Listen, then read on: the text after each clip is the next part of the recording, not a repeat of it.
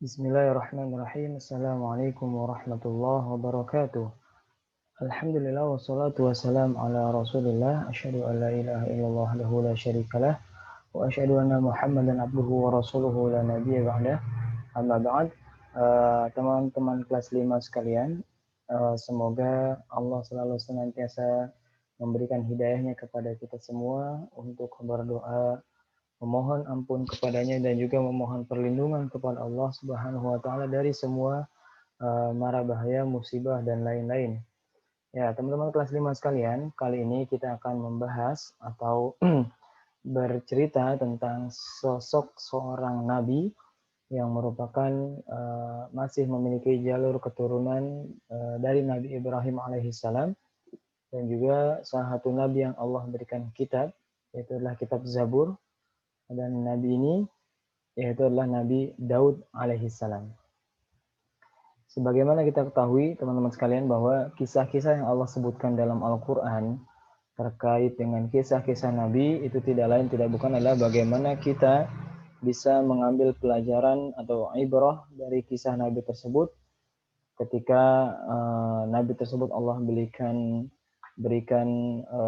kekuasaan, mukjizat dan lain-lain. Namun kita lihat bagaimana tanggapan yang berbeda-beda dari kaumnya. Ada yang sampai Allah azab kaum tersebut karena tidak mau mengikuti ajaran Nabi tersebut, lalu kemudian dia mendurhakainya, bahkan sampai Allah azab berulang-ulang dan seterusnya. Nah, dalam kisah Nabi Daud kali ini kita familiar, mungkin sudah tidak asing bagi kita, kisah bagaimana tentang Talut dan Jalut. Ya, jadi waktu itu ketika setelah Nabi Musa wafat, ini ada yang menyebutkan jarak dari Nabi Musa ke Nabi Daud itu kurang lebih 1000 tahun. Nah, jadi ketika Nabi Musa wafat, lalu beberapa waktu itu lama tidak Allah turunkan Nabi kepada mereka. Hingga akhirnya mereka meminta dan juga Allah turunkanlah Nabi kepada mereka. Ada yang mengatakan Nabi Sam'un atau Samuel dan seterusnya gitu, atau Nabi Sami' dan lain-lain. Nah, ada beberapa riwayat yang menyebutkan itu. Tetapi Nabi ini bukan yang memimpin mereka nanti untuk menghadapi Jalut dan pasukannya, tapi melainkan adalah seorang pria yang disebutkan dalam Al-Quran disebut dengan Talut, ya, bernama Talut, yang dimana Allah berikan kehendak kepada Talut ini untuk memimpin pasukan melawan Jalut dan tentaranya. Lalu kemudian dalam perjalanan menuju peperangan, Talut sudah berpesan di awal, janganlah kalian nanti kita akan melewati sungai dan janganlah kalian minum air dari sungai itu kecuali sedikit gitu. Dan orang yang meminum air sungai tersebut itu banyak, dan akhirnya kata Talut, barang siapa meminum air sungai tersebut maka bukan bagian dari kami atau bukan bagian dari pasukan kami gitu. Dan hanya sedikit yang lolos dari seleksi tersebut gitu. Hanya boleh meminum dengan satu ciduk tangan, telapak tangan gitu. Nah, di antara mereka banyak yang berguguran, dan di antara yang lolos seleksi ujian ini adalah Nabi Daud alaihissalam.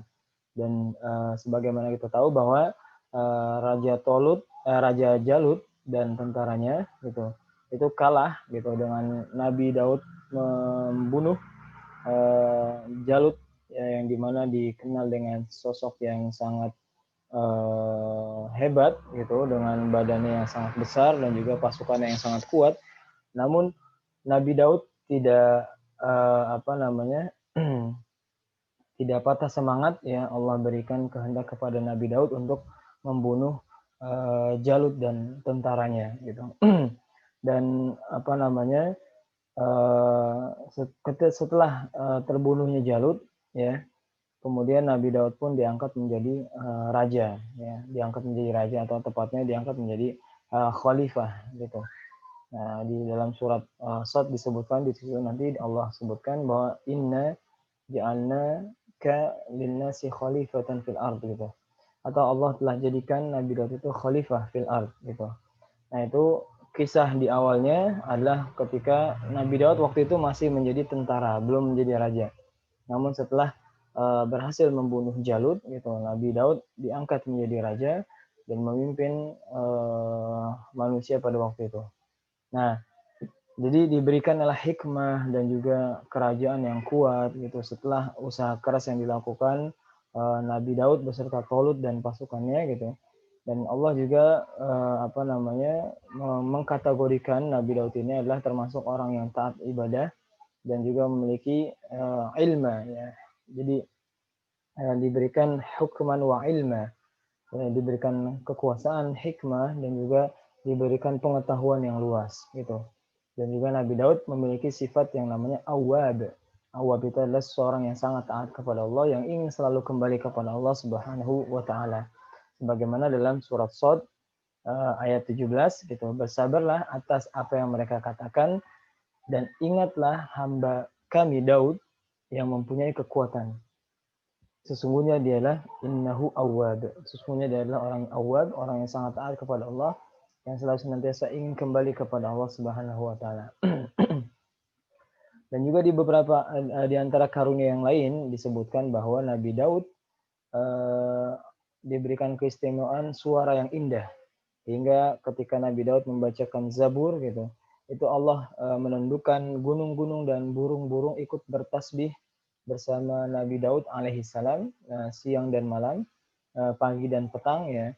Sebagaimana dalam surat Shad ayat lanjutan dari 17 tadi, ayat 18-19 disebutkan, sungguh itu kami yang menundukkan gunung-gunung untuk bertasbih bersama dia, maksudnya adalah Daud alaihissalam di waktu petang dan pagi gitu. Dan kami tundukkan pula burung-burung wat-tayra musakhkharatin gitu, mahsyurah gitu, dan burung-burung dalam keadaan berkumpul itu menyimak dan bertasbih bersama dengan Nabi Daud alaihissalam. Mereka semua amat taat kepada Allah karena mereka adalah makhluk Allah, mereka taat kepada Allah. Di antara keutamaan Nabi Daud yang lainnya adalah dalam surat Saba ayat 10 dan 11 diceritakan atau disebutkan beberapa karunia yang Allah berikan kepada Nabi Daud, yang diantaranya adalah diberikan keutamaan yang di situ dihimpun baginya antara kenabian dan juga kerajaan. Diberikan kenabian dan juga kerajaan yang kokoh gitu.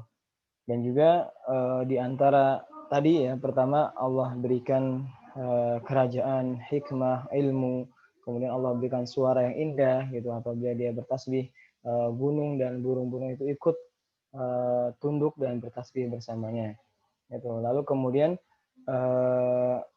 disebutkan gitu bahwa dalam sebuah hadis disebutkan ketika Rasulullah mendengar bacaan Al-Quran Abu Musa al-Ash'ari di malam hari gitu, maka beliau berhenti mendengar bacaan tersebut, lalu kemudian beliau bersabda, sesungguhnya orang ini benar-benar telah dianugerahi sebagian dari suara merdunya keluarga Daud gitu. Jadi diberikan suara yang indah gitu.